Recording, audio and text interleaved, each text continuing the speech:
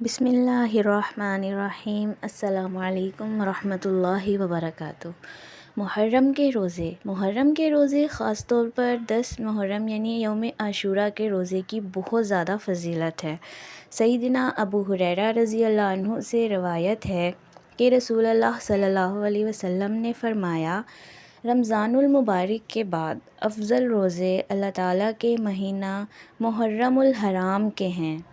سیدنا ابو قتادہ رضی اللہ عنہ سے روایت ہے، رسول کریم صلی اللہ علیہ وسلم نے فرمایا، عاشوراء کے دن کا روزہ مجھے اللہ کے کرم پر امید ہے کہ پچھلے سال کا کفارہ بنا دے گا۔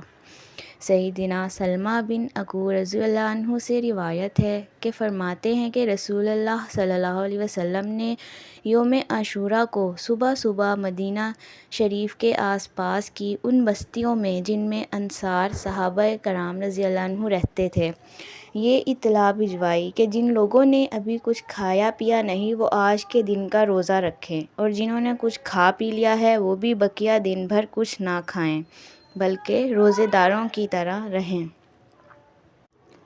ام المؤمنین سیدہ حفصہ رضی اللہ عنہ سے روایت ہے، فرماتی ہیں، 4 اعمال ایسے ہیں جن کو رسول اللہ صلی اللہ علیہ وسلم نے کبھی نہیں چھوڑا: یوم عاشوراء کا روزہ، عشرِ ذی الحجہ کے 9 روزے اور ہر ماہ کے 3 روزے، اور فجر سے پہلے 2 رکعتیں یعنی کہ سنت فجر۔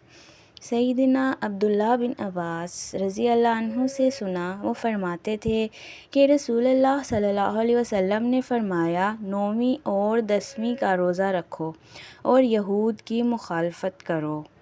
سیدنا عبداللہ بن عباس رضی اللہ عنہ سے ہی روایت ہے، وہ فرماتے ہیں، جب رسول اللہ صلی اللہ علیہ وسلم نے عاشوراء کے دن کا روزہ رکھا اور اس کے روزے کا حکم فرمایا تو صحابہ کرام رضی اللہ عنہ نے عرض کیا، یا رسول اللہ، یہ وہ دن ہے جس کی تعظیم یہودی اور عیسائی کرتے ہیں۔ تو آپ صلی اللہ علیہ وسلم نے فرمایا، اگر ہم آئندہ سال اس دنیا میں رہے تو 9ویں محرم الحرام کا روزہ بھی رکھیں گے۔ سیدنا عبداللہ بن عباس رضی اللہ عنہ فرماتے ہیں کہ آپ صلی اللہ علیہ وسلم نے یہود کو یوم عاشوراء کا روزہ رکھتے ہوئے پایا تو ان سے فرمایا، یہ کیسا دن ہے جس میں تم روزہ رکھتے ہو؟ انہوں نے عرض کی، یہ وہ عظیم دن ہے جس میں اللہ تعالیٰ نے حضرت موسیٰ علیہ السلام اور ان کی قوم کو نجات عطا فرمائی تھی اور فرعون اور اس کے پیروکاروں کو غرق فرما دیا تھا۔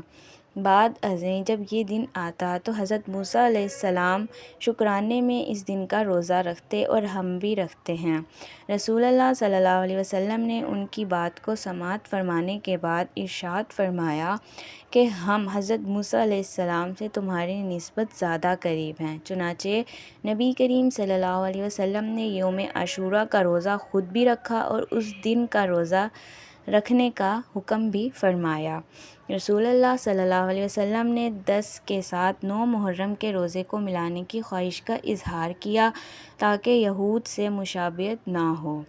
ہجری کیلنڈر کے مطابق محرم سے نئے اسلامی سال کا آغاز ہوتا ہے، اس لیے کوشش یہ ہو کہ اس نئے سال کے آغاز سے ہی اپنی زندگیوں کو مفید، بامقصد اور صحیح کاموں میں استعمال کیا جائے اور اچھے اعمال کے ذریعے ان گھڑیوں کو اپنے حق میں حجت بنایا جائے۔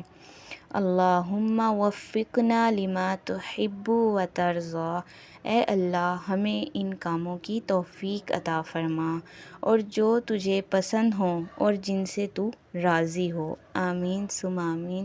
جزاک اللہ خیرا کثیرا۔ السلام علیکم ورحمۃ اللہ وبرکاتہ۔